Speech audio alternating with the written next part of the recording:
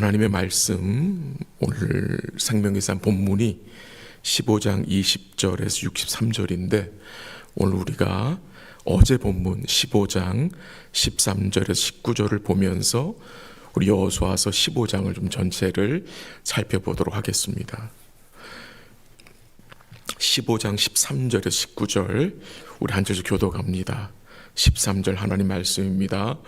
여호와께서 여호수아에게 명령하신 대로 여호수아가 기럇 아르바 곧 헤브론을 유다 자손 중에서 분깃으로 여분네의 아들 갈렙에게 주었으니 아르바는 아낙의 아버지였더라. 갈렙이 거기서 아낙의 소생 그 세 아들 곧 세세와 아이야만과 달메를 쫓아내었고 거기서 올라가서 드빌 주민을 쳤는데 드빌의 본 이름은 기랏 세벨이라. 갈렙이 말하기를 기랏 세벨을 쳐서 그것을 점령하는 자에게는 내가 내 딸 악사를 아내로 주리라 하였더니 갈렙의 아우 그나스의 아들인 온니엘이 그것을 점령함으로 갈렙이 자기 딸 악사를 그에게 아내로 주었더라.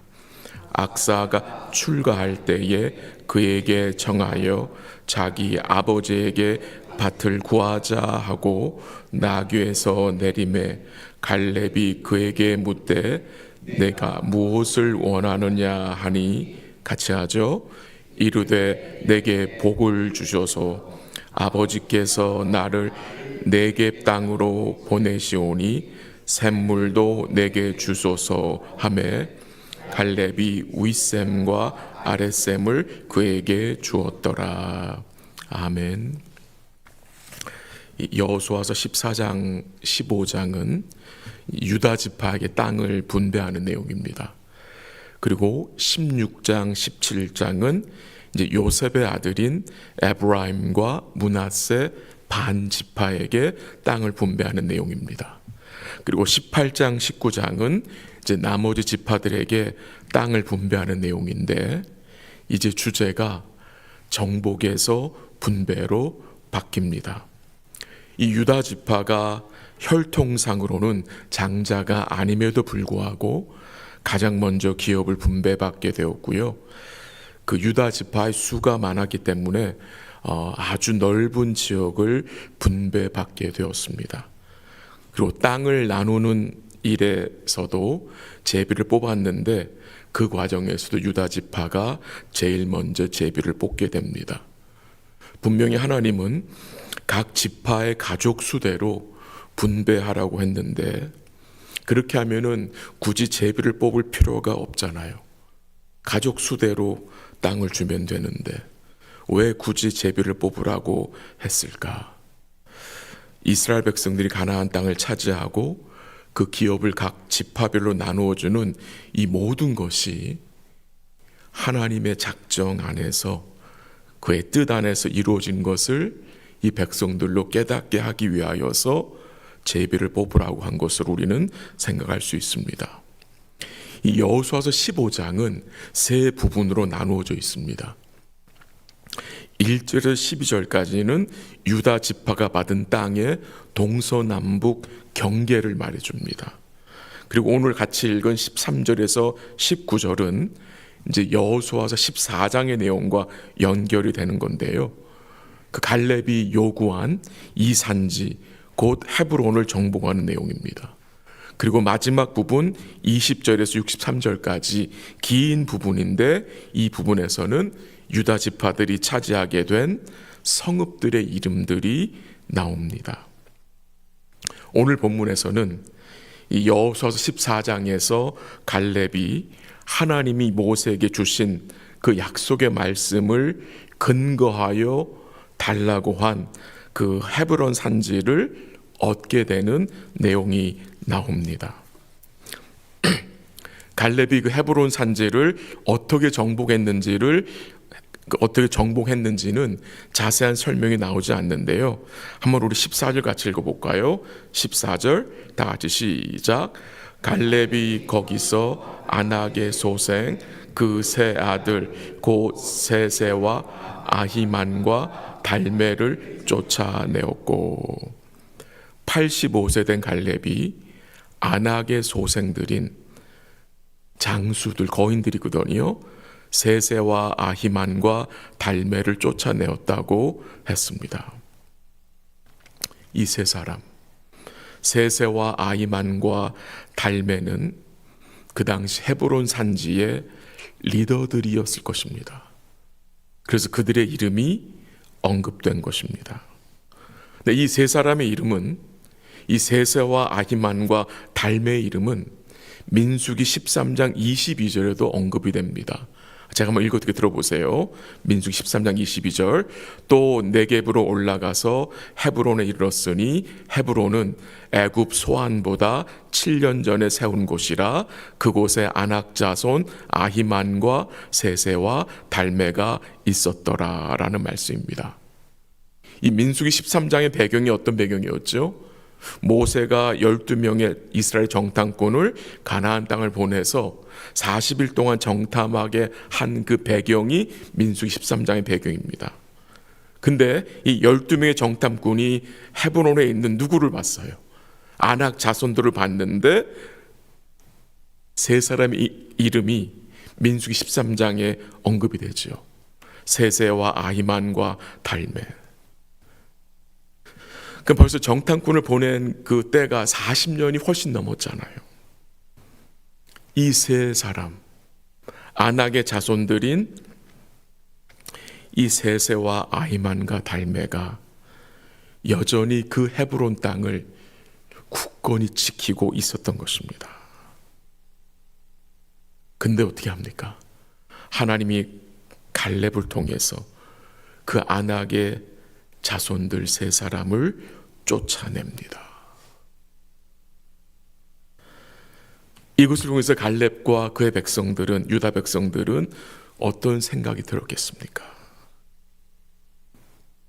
하나님이 그 예전에 모세를 통해서 말씀하신 그 약속을 이루어 주셨다는 그 확신이 마음에 들지 않았겠습니까? 이번엔 15절 한번 읽어볼까요? 15절 시작. 거기서 올라가서 드빌 주민을 쳤는데 드빌의 본 이름은 기럇 세벨이라. 드빌을 이제 치러 갑니다. 그 드빌의 이름이 뭐라고요? 기럇 세벨이라. 근데 이 드빌을 어떻게 칩니까? 어떻게 정복하게 됩니까? 16절에 보면은 제가 한번 16절 같이 읽죠. 시작. 갈렙이 말하기를 기럇 세벨을 쳐서 그것을 점령하는 자에게는 내가 내 딸 악사를 아내로 주리라 하였더니. 참 특이한 말씀이죠. 이 드빌 땅 기럇 세벨을 점령하는 자에게 갈렙이 뭘 약속합니까? 내 딸 악사를 주겠다.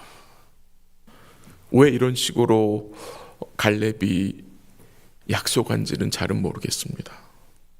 아마도 갈렙은 그 당시 유다 지파에서 믿음의 용사를 찾고 싶어서 그런 것이 아닌가라고 학자들은 추측을 하는데요. 그 이유는 잘 모르겠습니다. 그런데 누가 그 드빌 땅을 점령하고 갈렙의 딸 악사를 아내로 받게 됩니까? 갈렙의 아후 그나스의 아들 온니엘이라는 사람입니다. 온니엘. 그러니까 이 온니엘은 갈렙이 어떻게 되죠? 조카가 됩니다. 그 조카가 갈렙의 사위가 됩니다. 근데 이 온니엘이라는 사람은 나중에 어떤 자로 섬깁니까? 이스라엘의 첫 번째 사사가 돼서 이 온니엘이 하나님의 능력을 의지하여 메소포타미아 왕을 물리치고 이 이스라엘 백성들을 구원하는 그런 놀라운 역사를 이 온니엘이 하게 됩니다. 그리고 오늘 본문 18절 19절에 보면은 갈렙의 딸 악사가 온니엘과 결혼하고 출가할 때에 아버지 갈렙에게 무엇을 요구합니까? 18절 19절에 보면은 밭을 요구하고 샘물을 요구했습니다. 왜 악사가 아버지께 밭과 샘물을 요구합니까? 그 이유가 19절에 나오는데요. 한번 19절 읽어볼까요? 시작. 이르되 내게 복을 주소서. 아버지께서 나를 네겝 땅으로 보내시오니 샘물도 내게 주소서 하매 갈렙이 윗샘과 아랫샘을 그에게 주었더라. 18절에서는 밭을 구하고요. 19절에서는 뭘 구합니까? 복을 구하면서 샘물을 달라고 했습니다. 왜 샘물을 달라고 했습니까? 그것은 갈렙이 이 악사에게, 온니엘에게 네겝 땅을 주었기 때문입니다. 이 네겝 땅이 어떤 땅이냐? 이스라엘 남부 지역의 사막 지역입니다. 사막. 살기 좋은 땅은 아닐 것입니다. 메마른 곳입니다. 그래서 밭을 달라고 하고 샘물을 달라고 요구한 것입니다. 이 악사의 남편이 된 온니엘의 입장에 생각하면 생명을 걸고 드빌 주민을 쳐서 물리쳤잖아요. 근데 그에게 고작 주어지는 땅은 메마른 땅, 사막.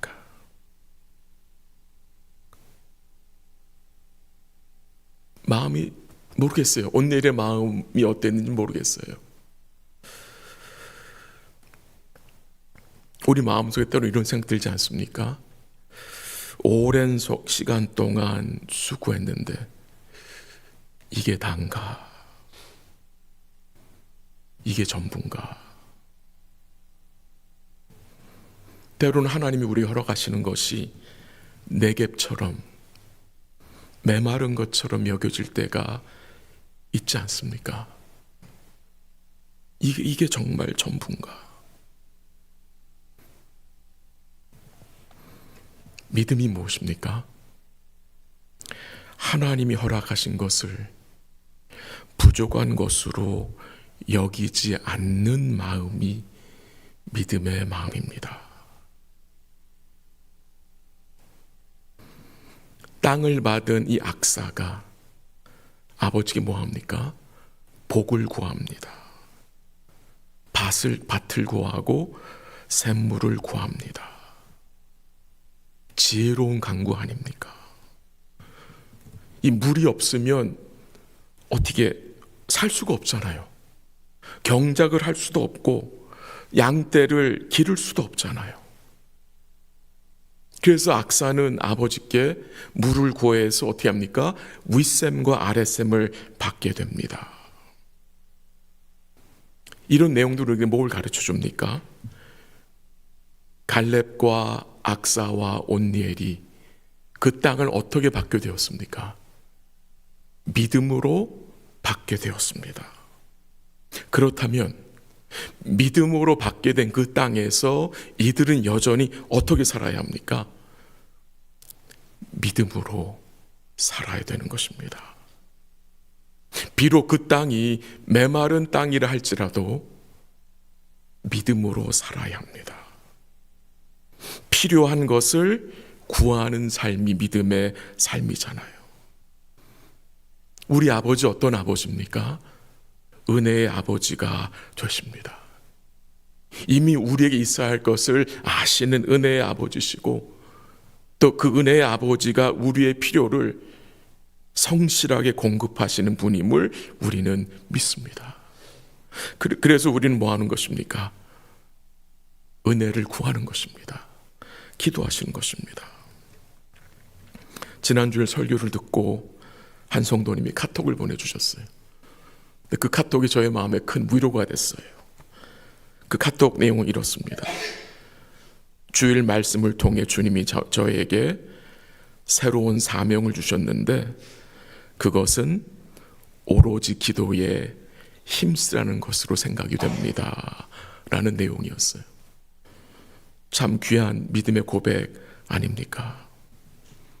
이 갈렙과 악사와 온니엘은 믿음으로 땅을 어떻게 했어요? 얻었습니다. 우리도 믿음으로 기업을 얻었잖아요. 우리 역시 예수님을 통해서 그를 믿음으로 어떤 기업입니까? 영원한 기업을 받은 자들입니다. 이 영원한 기업을 받은 자들은 이 땅에서 어떻게 살아야 합니까? 믿음으로 간구하며 사는 것입니다. 그게 믿음으로 사는 삶입니다. 혹시 오늘 우리 마음속에 주님이 허락하신 것들이 메마른 것처럼, 이 네게부 땅처럼 밭도 없고 물도 없는 것처럼 여겨질 수 있겠지만, 그 부족한 생각들이 바뀌면 좋겠습니다. 믿음의 간구들로 주님이 허락하신 것이기 때문에 거기에 필요한 모든 것들을 또한 주님이 공급해 주신다는 그 믿음의 마음으로, 믿음의 간구들로 이 아침에 주께 간구할 수 있는 복된 아침 되시기를 주의 이름으로 기도합니다. 같이 기도하겠습니다. 하나님 아버지, 감사합니다. 오늘도 말씀을 잠시 읽고 묵상하면서 우리가 어떤 마음으로 살아야 할지를 또 생각하게 하심을 감사합니다. 하나님이 허락하신 것들이 때론 우리 마음속에 부족한 것처럼, 메마른 것처럼 여겨질 때가 있음을 고백합니다. 그러나 그런 마음이 들 때마다